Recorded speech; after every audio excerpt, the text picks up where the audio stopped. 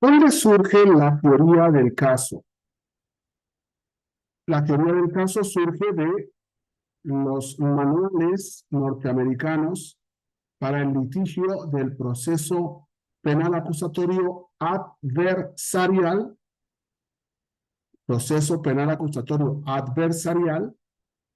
y cuando hablamos de un proceso penal acusatorio adversarial, estamos hablando de que rige el principio de igualdad entre el fiscal y el defensor.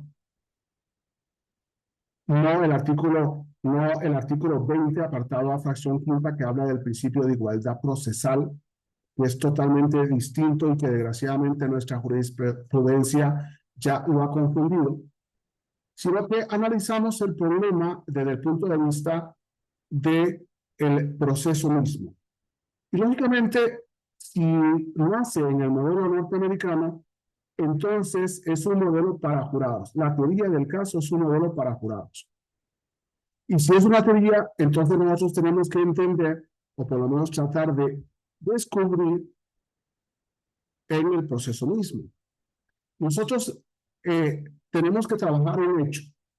Se imputa el hecho, no se imputa el tipo, no se imputa el delito, se imputa el hecho.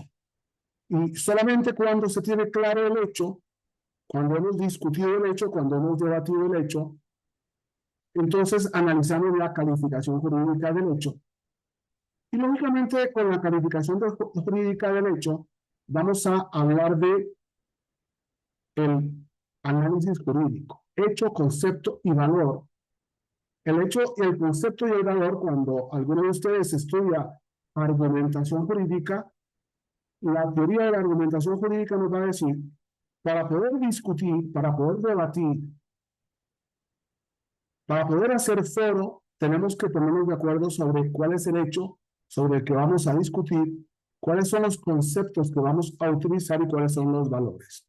Y eso por eso nos enfrenta a la teoría de la argumentación. Lógicamente, cuando tenemos un hecho, vea que empiezo desde el principio.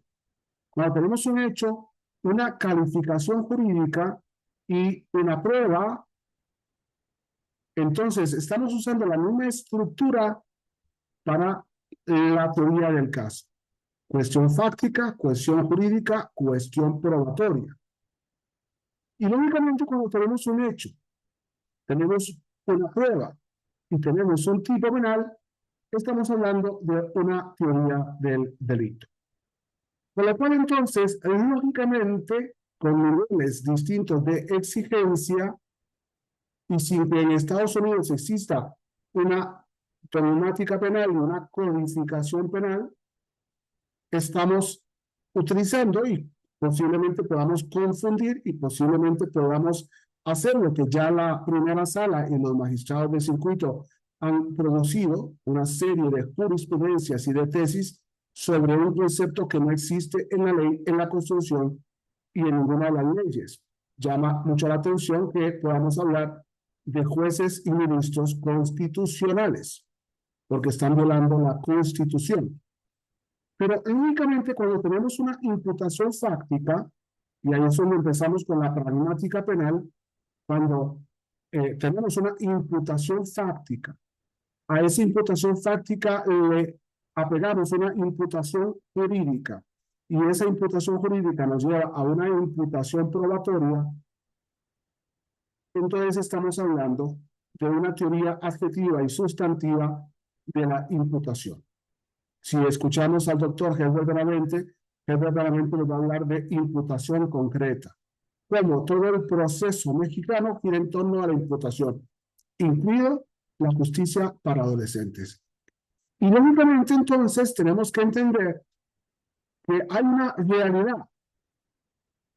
No cabe duda que hay hasta el día de hoy una realidad en la cual la dogmática penal da cientificidad al derecho penal, dice Rathruff, pues ella participa en las siguientes tres etapas del derecho positivo: en la de la interpretación de las normas, en la de la construcción de los tipos penales y en la de la sistematización de los principios rectores del derecho penal. El mismo autor nos va a hablar de que el concepto más importante del derecho penal es el concepto de imputación. El concepto de imputación, aquí es mi planteamiento, une desde el hecho, el proceso y el derecho. Determina desde el hecho la teoría del delito y adecua o exige adecuar el hecho al tipo penal. Es mi interpretación de este planteamiento de Radcliffe. Lógicamente, entonces, vamos a encontrar imputación y acusación en el modelo chileno, ecuatoriano, peruano, panameño, argentino y México. Y es muy interesante cómo en todos los países, al copiarse la imputación mal, entonces hemos traído malas imputaciones y tenemos una mala dogmática de la imputación y por eso hemos confundido la imputación con la teoría del caso.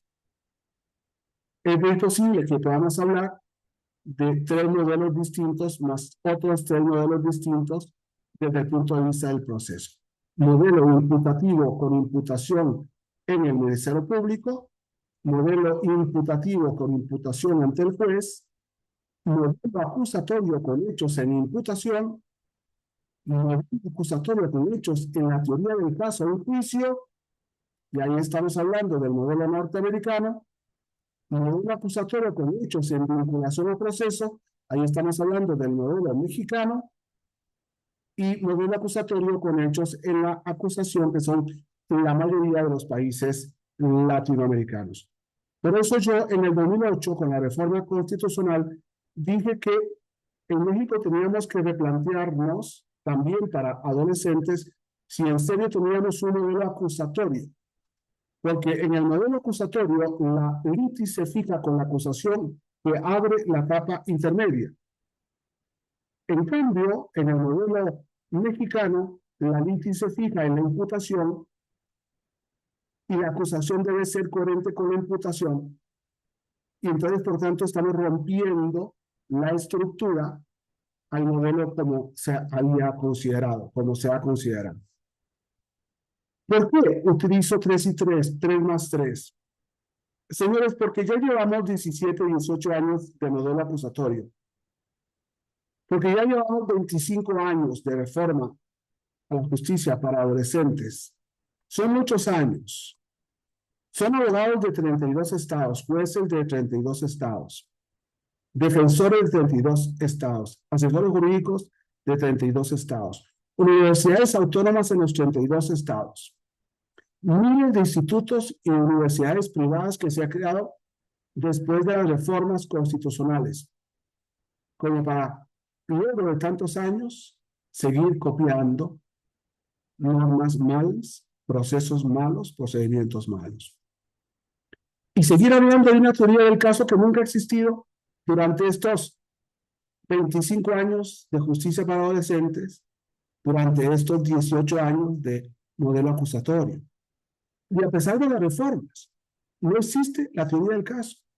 Y por eso, lógicamente, cuando estamos enseñando el proceso acusatorio, cuando estamos implementando el proceso acusatorio y cuando estamos hablando del proceso acusatorio para adolescentes, nos enfrentamos al problema de estar enseñando cosas malas, con ideas malas, con conceptos malos, y se nos exige una especialidad en justicia para adolescentes para llegar a los juzgados y encontrarnos con que el juez maneja los mismos conceptos equivocados, los fiscales manejan los mismos conceptos equivocados y los defensores tenemos como que acomodarnos a los conceptos y a los mismos conceptos acomodados. No, no. El proceso, lo he dicho y lo he repetido muchas veces, el proceso es norma.